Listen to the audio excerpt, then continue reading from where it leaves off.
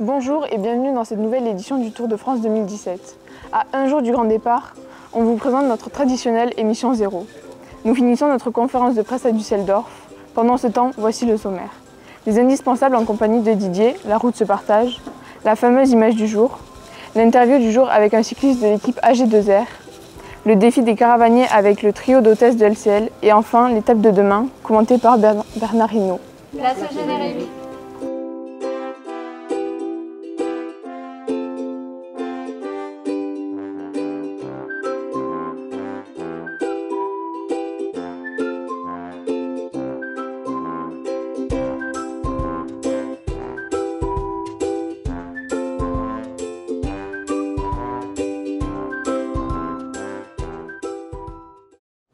Nous sommes au Metz de Düsseldorf pour la permanence du Tour de France. Bon, Feriel, décale-toi s'il te plaît. Nous sommes au Metz de Düsseldorf pour la permanence du Tour de France. Feriel, tu connais 1,50 m? Non. Bon, on va nous expliquer les règles de sécurité avec les indispensables.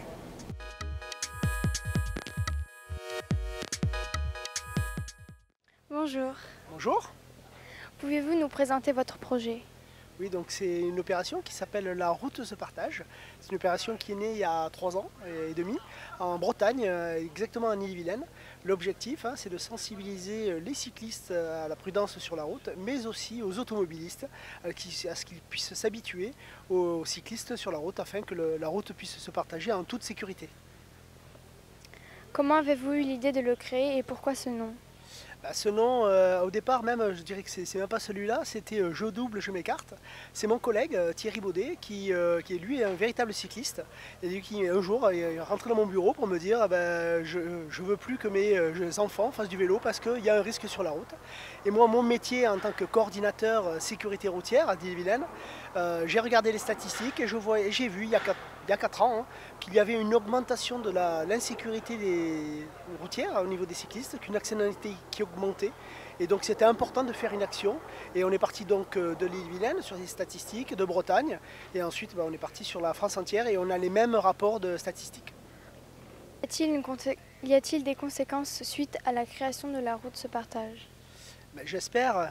Alors déjà, c'est que vous m'interviewez, donc ça prouve qu'il y a déjà une première conséquence. Oui, on voit qu'il y a quand même que ce soit sur le terrain, on a beaucoup d'organisateurs qui nous demandent d'être sur le terrain avec eux pour monter ces opérations, pour sensibiliser les automobilistes et les cyclistes. Le Tour de France, bien sûr, c'est une image importante et donc on a aussi les grands médias comme vous qui m'interviewez là-dessus. Et on voit le comportement puisque nous, ça fait 3 ans que nous sommes dans la caravane et on voit que maintenant les gens connaissent l'opération La route se partage et disent bien quand ils voient la voiture, la route se partage, je double, je m'écarte. Donc il faut travailler, la sensibilisation, c'est un moment important. C'est-à-dire que la sensibilisation, pour réussir, il faut travailler, discuter, faire passer des messages pour qu'à terme, les gens puissent comprendre qu'il faut rouler en toute sécurité. Quels sont vos objectifs pour la suite? La suite, ce sont des gros partenariats que nous avons. Alors d'abord avec le monde du vélo, ça je l'ai dit tout à l'heure, et surtout avec d'autres mondes. Le monde par exemple des élus, les maires, les conseillers départementaux. On va travailler avec eux, on travaille déjà avec eux, où là ils vont pouvoir positionner des affiches dans les communes. Il y a 36 000 communes, donc si on voit que le visuel est vu, les gens vont s'habituer à faire attention quand ils vont prendre le volant. On a un gros partenariat avec la Fédération nationale des transporteurs routiers. Il va avoir, c'est un petit scoop, je vous donne, en plus c'est réel, c'est-à-dire qu'en Bretagne on fait un test, vous allez avoir 500 camions qui vont avoir notre visuel derrière les camions pour faire passer un message aux automobilistes. Et l'idée c'est que ces 500 camions deviennent 1000, 2000, 3000 camions et voire sur Toulouse, pouvoir les rencontrer. Et c'est surtout que cette opération qui est partie d'Ille-et-Vilaine, certes, puisse être reprise par tous les départements, par toutes les organisations, par toutes les associations. Et plus on aura d'opérations dans cette thématique, moins on espère avoir d'accidents sur la route. Êtes-vous présent sur d'autres compétitions que le Tour de France? Alors oui, sur d'autres compétitions sportives, oui. Alors vélo, je vais rester sur le vélo. Le Tour de Bretagne, j'en ai parlé. Le Tour de Normandie, d'autres courses, Verne-sur-Sèche, on va dire. Ce sont des petits... Je fais exprès de dire, il y a les grosses courses, il y a les petites courses. Après, on a décliné aussi l'opération sur d'autres d'autres moyens sportifs, on va dire, la course à pied. Les courses à pied, on est sur le Touraine-Court, avec comment dire, des représentantes comme Catherine Thomas-Péqueux, elle est quand même championne du monde du 10 000 mètres master, elle court avec notre maillot, elle a gagné une course avec notre maillot. On a Ewen Fernandez qui est le champion du monde de roller, qui porte cette opération. Donc l'objectif pour nous, c'est d'être au moment, dans les moments festifs, où les gens sont un peu en attente. Voilà, ils ont un peu d'attente, ils regardent les résultats et on parle avec eux, on les sensibilise. Donc on est en train d'ouvrir largement l'opération, on va même sur les stades de foot, donc à Rennes, pourquoi pas un jour au TFC, pour parler de cette opération. Merci. Et je vous remercie d'avoir posé toutes ces questions. Et maintenant je vous donne un défi. Un défi. Donc j'ai la banderole, la route se partage. Et donc moi ce que je vous propose avec vos 24 collègues sur la route, c'est tous les jours nous faire remonter cette banderole avec des personnes autour qui sont sensibilisées, qui ont envie de porter ce message. Et comme ça on pourra travailler ensemble et vous pourrez nous retrouver sur les réseaux sociaux. D'accord, on relève ce défi. Allez, super, bravo. Allez, je fais la bise. Et merci en tout cas.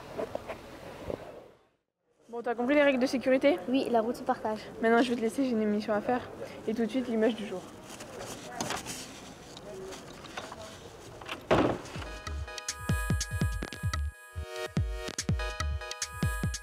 On est une association et on suit le Tour de France en tant que jeune reporter.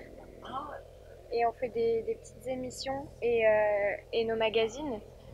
Cette année, on a fait un magazine sur les cols et les mers parce qu'on couvre le Tour de France à la voile. Et de l'autre côté, c'est le Tour de France vélo.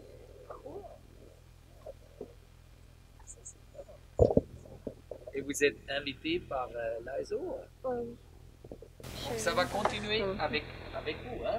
Bonne chance. Merci. Et maintenant, la pub.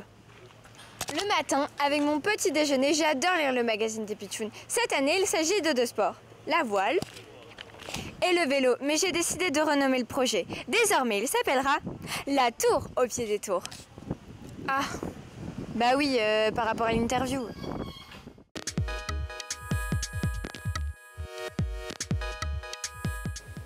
Bonjour. Bonjour. Qu'est-ce qui t'a motivé à faire du vélo?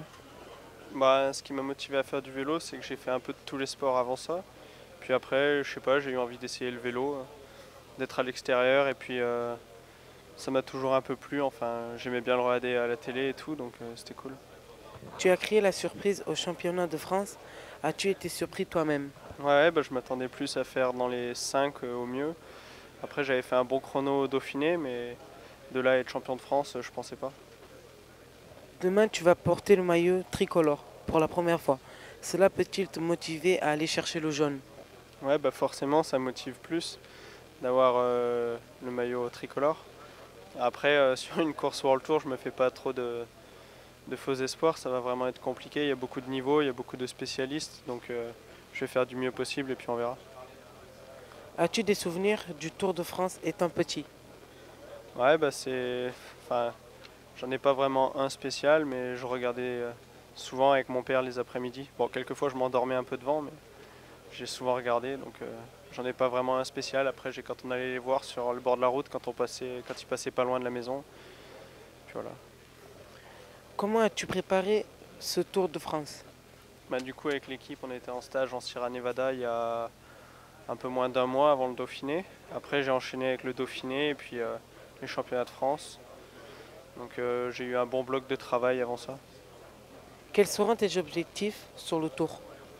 Sur le Tour, je viens pour aider au max Romain, essayer de lui apporter mon soutien le plus possible et être là quand il a besoin. Après, ce sera compliqué, il y a beaucoup de niveaux sur le Tour, donc je ferai du mieux possible. Merci. De rien. Pendant que je confectionne la tenue des hôtesses, Jade est en leur compagnie pour le défi des caravaniers.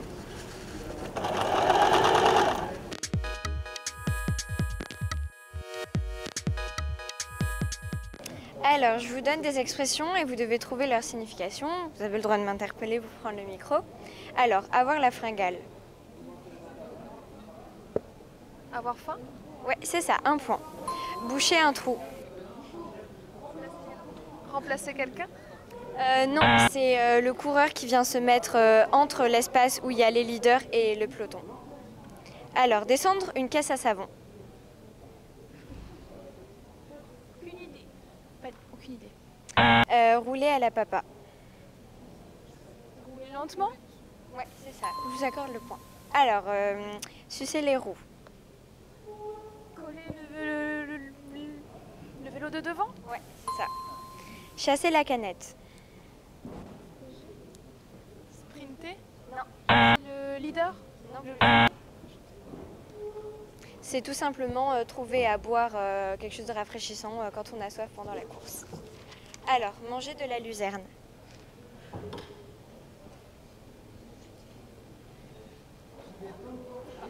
C'est perdre le contrôle de son vélo.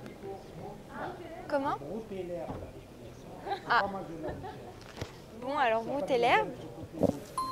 Si quelqu'un... Alors, c'est perdre le contrôle de son vélo et quitter la route pour aller chuter. Mettre la barbiche.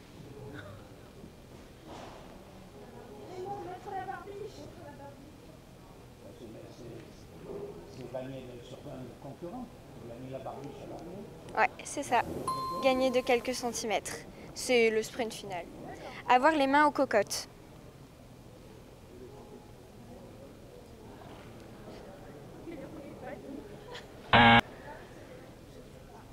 C'est quand le cycliste il met ses mains là où il y a les freins en fait. C'est juste une position par rapport... voilà. Bon, et ben j'ai du coup le score. Oui, il a aidé. Il y avait plus que 3. Hein. Bon, on verra au montage et on reviendra. Qu'est-ce que tu fais, Fariel? Je fais un contre-la-montre. Attends, on va aller voir un vrai spécialiste, Bernard Hinault.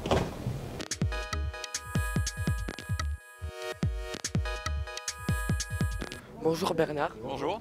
Vous étiez un ancien spécialiste du prologue. Quelle qualité faut-il pour gagner un prologue? Il faut avoir les qualités d'un rouleur et puis surtout contrôler et savoir exactement jusqu'où on peut aller sans aller dans ce qu'on appelle dans le rouge. Parce que quand on est dans le rouge, eh ben, on ne peut plus faire d'efforts. Donc il faut faire une vraie reconnaissance du parcours.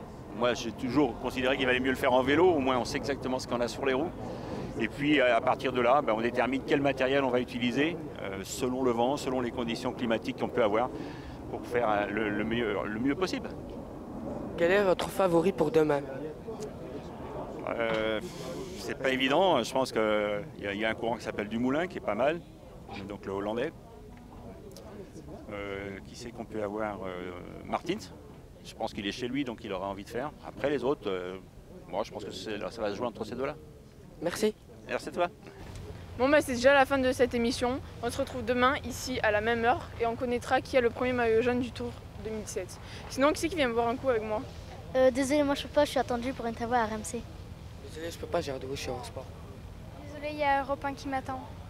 Désolée, j'ai du taf, je suis France Télé. J'ai une interview à RTL. Bon bah j'ai plus qu'à me trouver un Allemand. Au revoir. Eh mais tu t'es pris pour Ronaldo ou quoi? La tour au pied des tours, je trouve que ça sonne beaucoup mieux. Tu peux venir au moment où je t'ai dit de venir! Mais je sais pas! Mais 20 ans après, j'attends Sophie, je suis en train de raconter de la merde, elle fait... Ah!